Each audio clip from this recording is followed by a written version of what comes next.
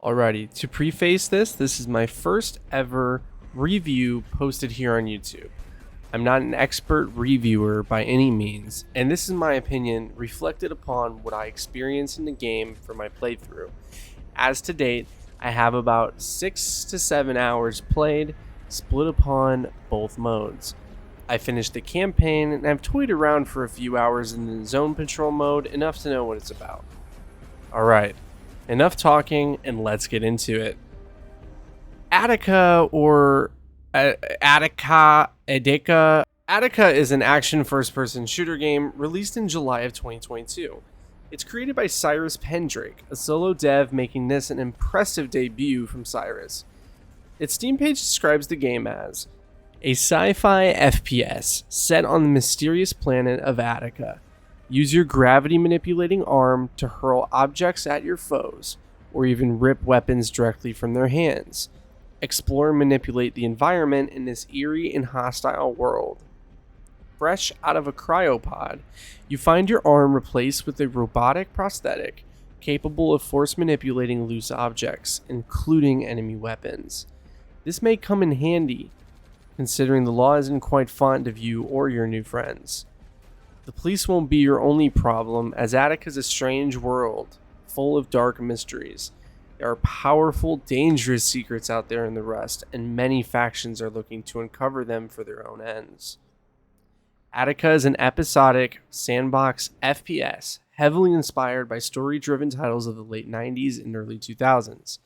This game features a heavy emphasis on exploration and manipulation of the environment to defeat your foes, solve puzzles, all while using your gravity-manipulating robot arm. Fight overwhelming odds as Jesse Thorne in a story-driven campaign adventure broken up into multiple episodes. Team up with your newfound comrades to survive a planet's dark past re-emerging. Or patrol the exclusion zone as Sergeant Lexi Abrams in an alternate, non-linear exploration experience called Zone Patrol. Featuring its own unique quests and missions, delve into the enigmatic Calico Valley exclusion zone to uncover the dark secrets of the company that once controlled it. Spend hours tinkering and exploring the game's sandbox and playground level, or test your might against infinite waves of enemies in the endless battle mode. And lastly, lots and lots of guns. Okay, well, that sure is a lot to take in, so we're going to dissect the game piece by piece and review what is the good of Adaca and what's the bad. Adaca's sitting at 94% positive reviews on Steam, with about 240 reviews on the page as of now. Steam Charts is showing that on its peak of all time, 125 players were playing at once. About 20 players on average are playing this month.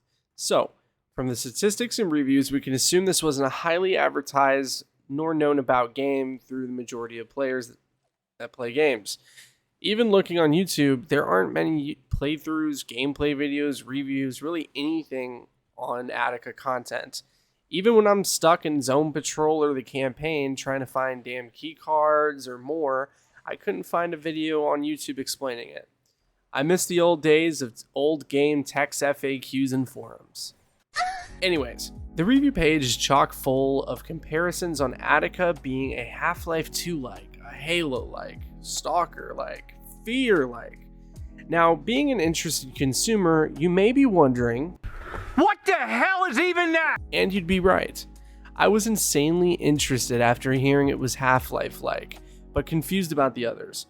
I bought it from the recommendations, citing that it was like Half-Life 2 and Halo, with a great spin on gameplay. I was excited and I thought I was going to get another experience like Half-Life 2 when I was 6 or 7 again. And that's where everything gets a bit fuzzy.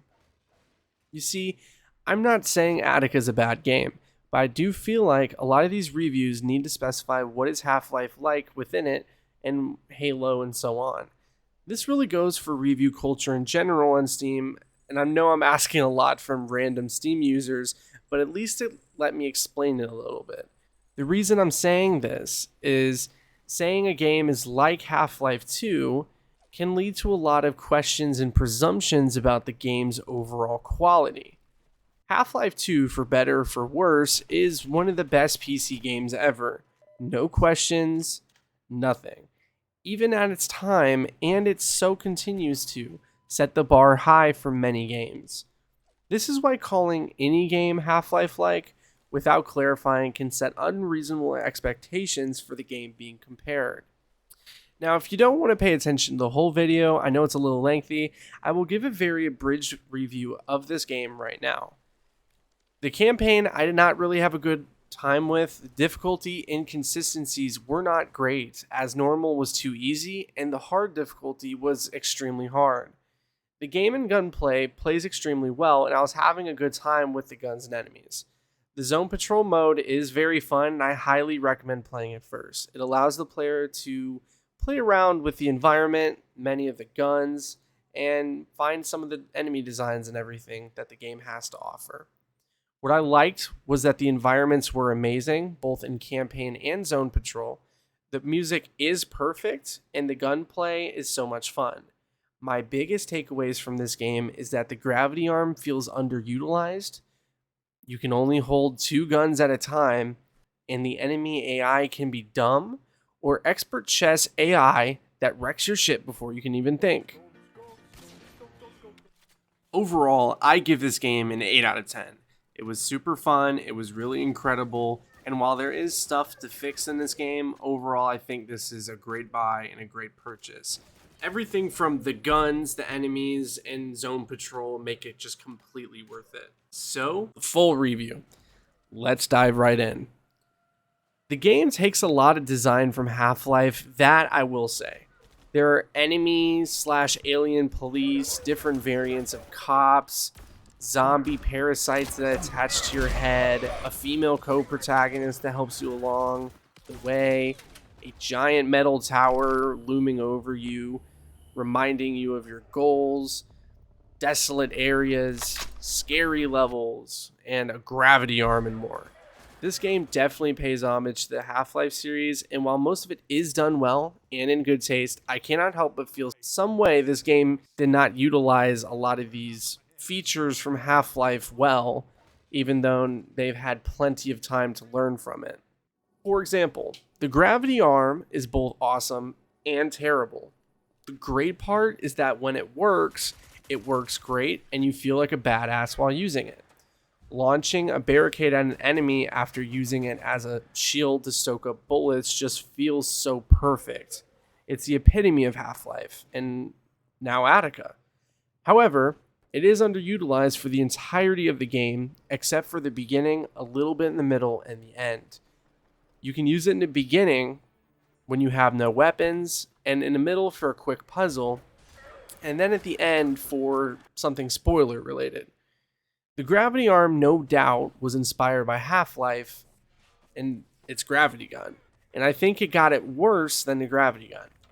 You see, the gravity gun was used in numerous environmental puzzles and fights throughout the entire game in all of its episodes, because you could use it in fights because of all the other factors playing in.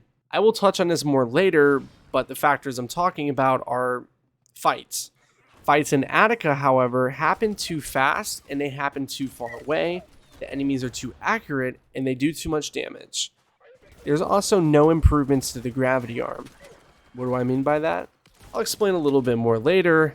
I just found myself never grabbing the enemy gun out of their hands that Adaca so advertised, because you need to shoot them enough to stagger them to grab the gun. Well, if I'm shooting them already, what's the point of stopping my shots to grab their gun, disarm them in the process, and then let go of the gun and shoot them? The only reason I can think of for this is to get ammo for my gun. Another perceived use of the gravity arm is when enemies shoot rockets and grenades at you. They move too fast for the player to use the gravity arm to throw or shoot them back at the enemy. Many times I've found myself accidentally grabbing it and letting it go because it just flies so fast I have to button mash to grab it. It doesn't allow for the player to feel smarter for utilizing the enemy's weapons against them. So there's really no incentive to use it.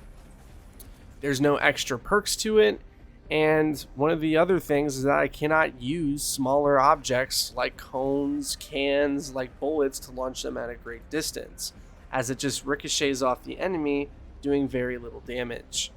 It would have been great if you could utilize these smaller objects more, because you can clearly tell the gravity arm is launching these objects with a perceived great force. Mainly because when you launch these objects, gravity doesn't affect them very quickly. It would have been great if you could utilize the gravity arm to pull parasites off of heads and launch them onto cops to distract them during infra-factional fights. Or to pull heavy objects, and instead of pulling them, it pulls you towards it, like shipping containers. Unfortunately, there's very little use for the gravity arm in most of the game, and it feels very out of place for it. Since I mentioned prior, we might as well talk about the fighting. I played a campaign on hard and zone patrol on normal to get a grasp of what the difficulties are like and the gap between the two. I do have to say that I am glad I did not do the campaign on normal, as it's far too easy, yet hard is too inconsistent. I found the enemies to be the most frustrating part of this great game. The enemies will either have delayed reactions on seeing or shooting you, or they'll shoot you before their actual player model even turns around to look at you. They're extremely accurate and they hurt like hell, which feels unfair at times, especially when they're shooting you super far from a distance. This can take away from the game, as other games that it takes liberties from allow you to get relatively in range to them before a firefight breaks out.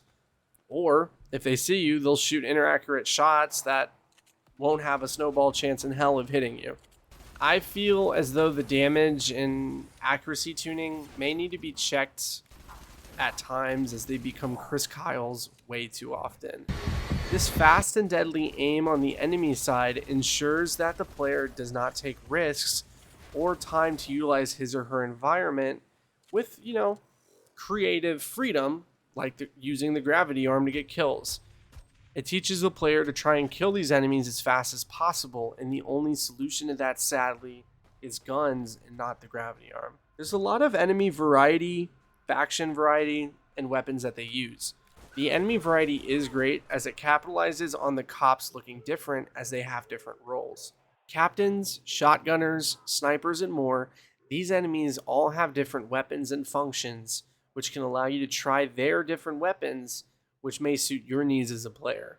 The Conflux cultists have little variety in how they look, but they are composed of more enemies than just cultists. There's zombies with guns, zombies with crowbars. It really does feel like a war is taking place between multiple factions and not just you versus the world. This immerses you into the world instead of feeling like you are the main character. You're just another person in Adaca. The whole game, the cops aren't chasing you, they're chasing everyone because they're after something. They have goals. They have these factions that are in the way of getting them into this super powerful AI core. They want it. The Conflux are a cult with a goal, and that's pretty much forcibly turning everyone into zombies or allied cultists. The Free Scrappers are the good guys. They just want to scrap in peace, I think. I'm not sure exactly what their goals are, because sometimes it's a little forgettable. Because you're fighting a three-sided war, you need guns, and boy oh boy does Adaca deliver. Many sorts of guns, such as assault rifles, shotguns, snipers, submachine guns, explosive launchers, explosive sniper launchers. Oh yeah, this game has a great selection of weapons available to the player at all times. I really did enjoy the game because of the weapons. Many of them feel great. My personal favorites were the tactical assault rifle, arc repeater, and the laser magnum. The gunplay is great, and it really does make you feel like you are taking on separate factions and using their weapons. Certain factions have access to different weapons. The Conflux, a religious supernatural tech cult, has access to these shard rifles with bayonets attached to them that explode after hitting a few of them on the target. They also have access to these DIY or do-it-yourself guns that look like they were made in a garage, like a pyro cannon or concussion rifle. They all kind of seem like they can't purchase them from anybody, so they have to make these weapons. The cops, however, have more militarized weapons like Vector SMGs, your typical run-of-the-mill assault rifle, heavy rifles, and so on. Certain cop units even have higher advanced weapons such as plasma-themed weaponry. As you can see, gun selection's awesome, the gunplay here is excellent, and it feels even better. Now for some of the problems I had with it. If you can't tell from the clips shown in the video, you cannot carry all the weapons at once like in Half-Life. Yes, that's right. This game, Adaca, suffers from BioShock Infinite Syndrome. You can only carry a pistol and 2 primary weapons, which is really a shame, as even being able to carry a few more guns would really do this game justice and elevate the gameplay to the next level. There's also alternate fires on some of the guns, such as stabbing, launching underbarrel grenades, burst of energy, and more. However, only a few of these guns allow you to actually aim down the sights. This is a huge crutch, as later in the game you're doing medium to long range fights, and if you aren't lucky enough to find or bring one of those weapons with you, it's really going to put a pressure on your health bar and patience as you get picked off from a distance. There's also another problem I found, and that was that there were guns that would show up in one part or episode of Adaca and you'd never see them again. I don't know if it's just pure unluck or if that was the way it was designed, but there's certain weapons that I just never saw again. The tactical assault rifle and shotgun were not present in the game except for the last fight in the end, which is a shame because the guns are kick-ass and have great sound and visual design to them. Another example is the silenced pistol, which was present for the first 20 minutes of my run and then disappeared. So many guns you'll see once or twice and never again. So I hope you like seeing the more boring and stale weapons instead of the more interesting and different ones, because you'll see the stale ones quite often. As far as ammo goes, I never really had a huge ammo problem. The ammo economy is pretty good. Of course, I'd run out of ammo every once in a while, but that would incentivize use of my gravity arm, which I rarely used, or the more common route is scavenging an already dead body off the ground. I know I feel like I'm complaining a lot about battles and gunfights and of course the gravity arm, but these all can be easily fixed. I have one last gripe about fighting, and that is that there's no feedback to the enemies to tell me that I'm hurting them or hitting them. Many of the enemies are shrugging off metaphorical tons of lead that you put into them, and besides a few of their blood sprays, they don't flinch one bit. It's as if they're coked up on bath salts and blue sky meth. This isn't a problem, like I said, for the cops as blood sprays, but for some of the other enemies or bosses, they simply don't react at all to any of the bullets. This is a problem as some of the enemies don't have blood sprays, health bars, or anything to make you wonder if you're doing damage to them. This actually led to me running away from a boss in the campaign and successfully escaping, so I still don't know to this day if I was supposed to run or I should have just dumped a bunch of bullets into it. I even saw this in Zone Patrol actually with another anomaly. The even weirder thing, however, is that some cops do react to shots, but not all of them. You'll shoot a shotgunner one time and he'll react, and the next time you do to another shotgunner, they won't flinch. I don't know if it's a bug or a glitch or intended, but the inconsistency definitely hurts. Lastly, the secret areas pay great respect to the games that came before it, with secret areas that reward explorers for going off the beaten path. New or extra guns, shields, lore entries, and more. A lot of these rewards are present to aid the player if they take the time to look for them. There's these buzzing boxes in some of these secret zones that I found, but I couldn't find out what to do with them.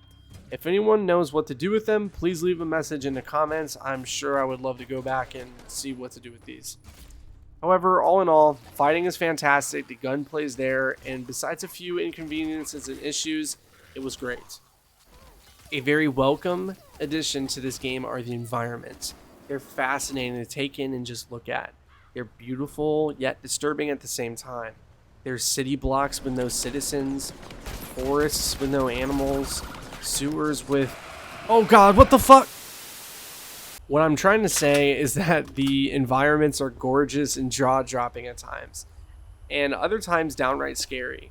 There's even a cheeky moment in the campaign where your partner tells you just to take in the atmosphere. They remind you to just look at the scene that you would probably mind-numbingly pass up as you're eager to kill the next force of cops that are sent your way. It's a nice break into chaos, a serene moment just to admire the area before you that you'd otherwise pass up looking to life end more cops. These scenes help tell the player a little bit more about the area and situation. These environments and set pieces also help aid in the picture of what the player should be feeling. The abandoned bridge with empty cars with doors torn open should tell you something about where all these zombies come from.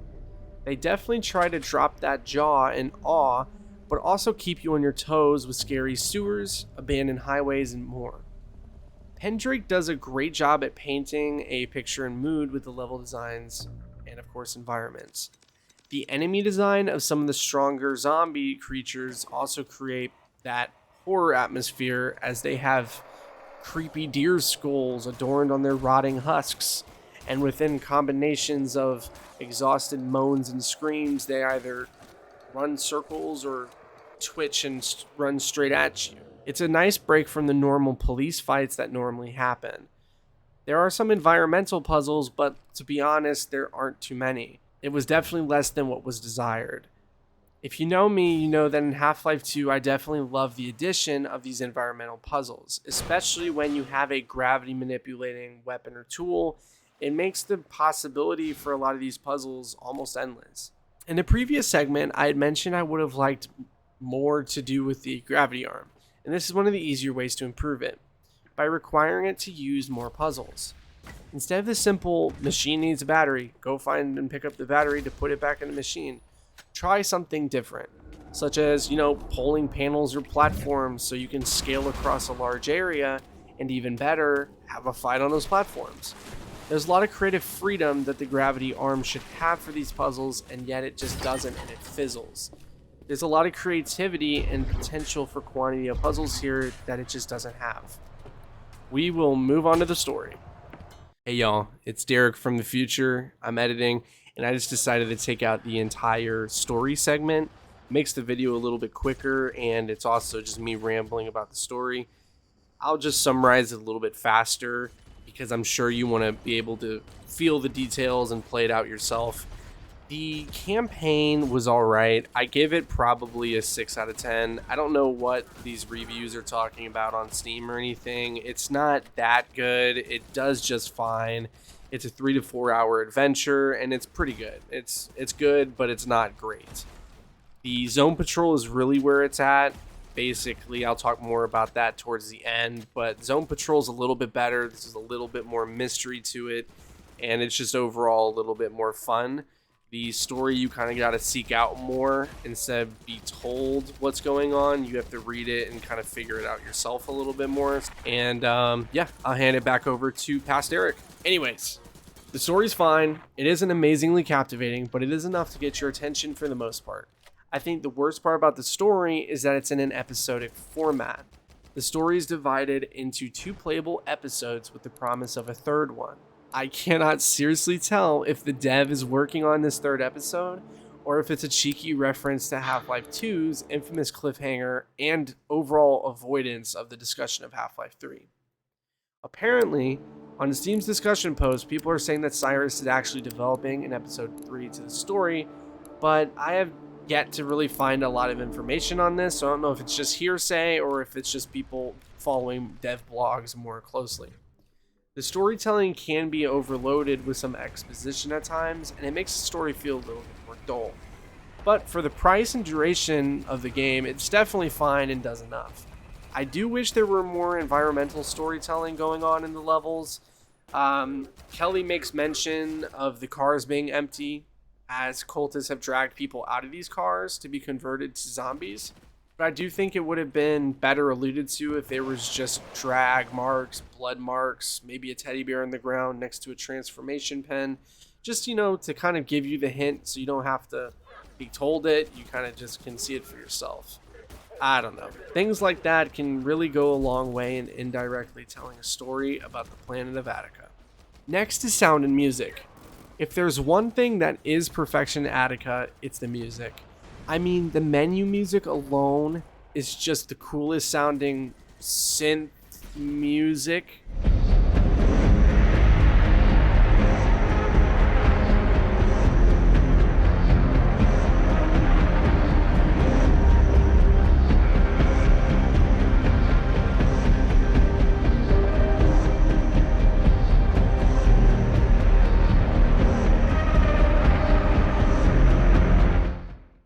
I'm not quite sure how to describe it, but it's so unique, its quality sounding pieces just make the game stand out by itself by the music alone. If you've heard the music, you know it's an Adaca piece. It's extremely difficult for a game to really stand out by itself like this, just through music alone, especially by an indie developer. I'll also really show you the sound design for the enemies and stuff, but the sound design for guns and some of the enemies is really well done. Others, not so much, but I'll let you give a listen to this and let me know what you think.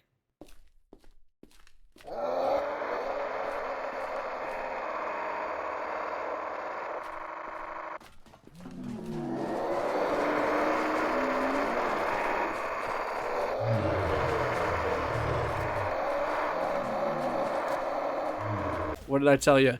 Something about the twitchy movements combined with the sound of this creature definitely helped fit the look and make it that much scarier. I really dig the audio this creature has, and it's a great example of what this developer is capable of. The sound design also has hiccups in some of the enemies. Most, if not all, the enemies have very quiet, if no footstep sounds at all.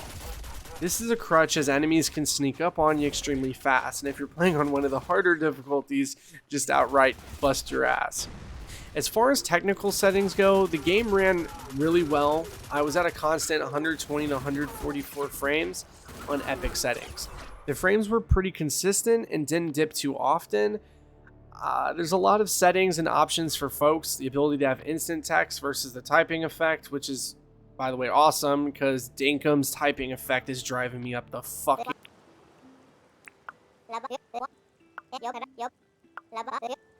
The ability to change blood and body despawn effects, FOV, motion blur, and more is really great. The settings are well balanced and the game doesn't run into issues on my a little above average rig. Anyways, what did I think of Adaca? I liked it. You know, I do believe that is well worth the price tag and the time spent having fun shooting and enjoying the zone patrol mode and of course the campaign. Pendrake did some incredible work on this game, and that alone makes me want to recommend it to anyone interested in a new FPS. Check it out, add it to your wish list, and tell me what you think. I'm open to all views and perspectives, and if you've already played it, what'd you think about it? Let me know. Hey guys, this is Future Derek once again. Sorry for barging in so much. I just wanted to make a little quick note real quick. If you do purchase this game, go for Zone Patrol first. You'll thank me later. Alright, peace. This is Derek. As always, thank you for watching. Please make sure to like and subscribe, show some support on how you like this review, and let me know if you'd like to see more of this in the future. This was pretty experimental, but I kind of like this format. It was pretty fun. So please stay tuned for more. Once again, this is Derek. Thank you for watching. Cue to the outro.